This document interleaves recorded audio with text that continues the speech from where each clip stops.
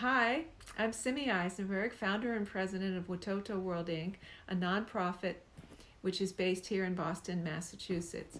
Watoto World funds Watoto World Center, the rescue center I founded in 2013, located about 50 kilometers southeast of Nairobi.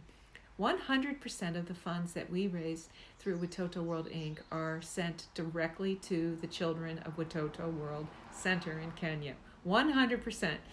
This is something we're very proud of because it's highly unusual, and in fact I think it's unprecedented in any of the centers or any of the establishments and organizations that I'm familiar with in Kenya.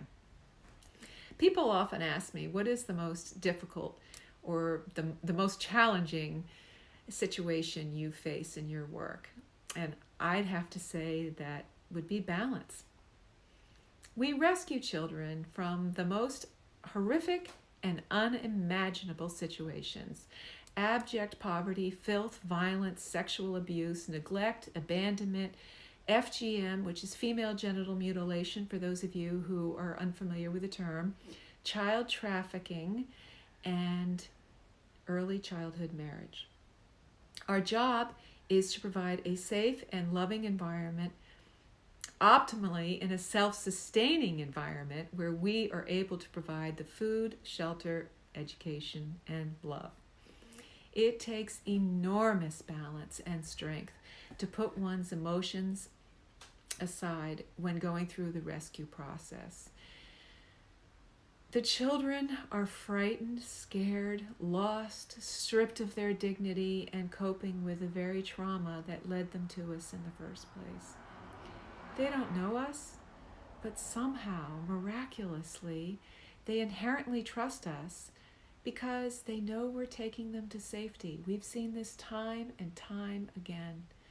Only later, after Tony, my manager and my partner on the ground in Kenya, when we're alone or when I'm back in the safety of Numbiyango, which is my home, on the premises of Watoto World Center, only then can I allow myself to let down and cry and sob on occasion, sob and fall asleep and wake up at 3 in the morning still with my boots and my pants on. It's happened time and time again.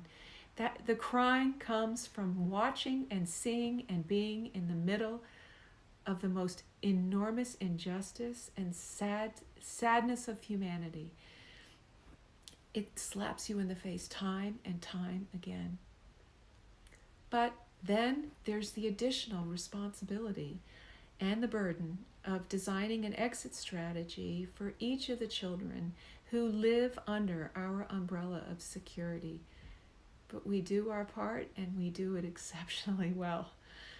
After we do bring the children to Watoto World Center, we must remain balanced by the knowledge that we are a temporary haven for each child.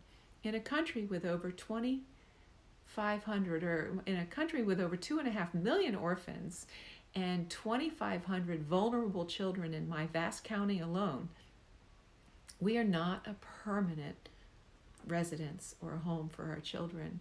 Kenya's Ministry of Gender Affairs has directed rescue centers to begin the slow reintegration process of a child that we have just rescued.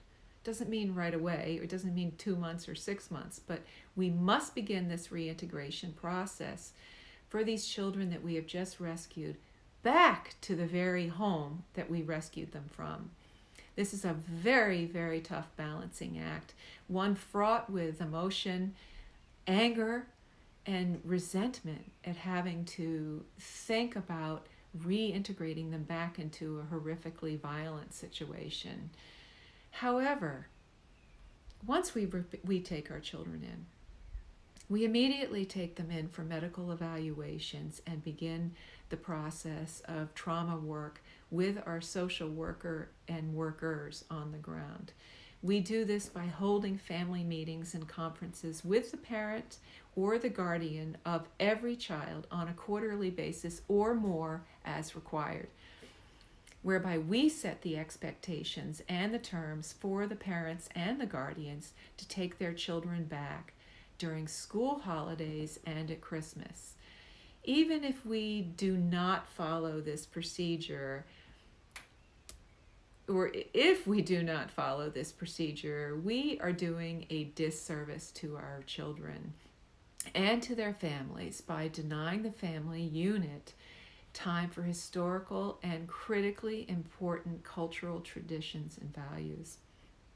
If a child of ours refuses to go home during a holiday, some have, some do, we honor them, but we just work a little bit harder with those particular children, because if they do not go back to their families for these holidays, tribal chiefs and various leaders within their villages may in fact no longer accept these children as members of their community. Hence, that child becomes a pariah with nowhere to turn.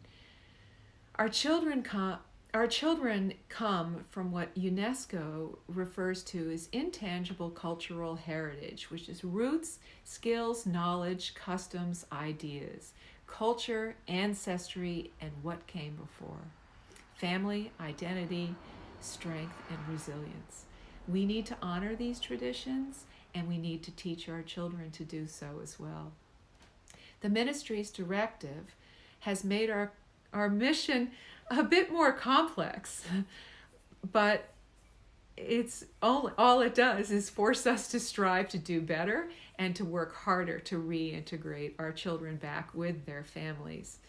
And like I said, we do begin this process almost as soon as they come to Watoto World Center. And the good news is we've been told we're doing this exceptionally well, and that we are the #1 home in the county because we follow compliance to a T and we don't have any issues.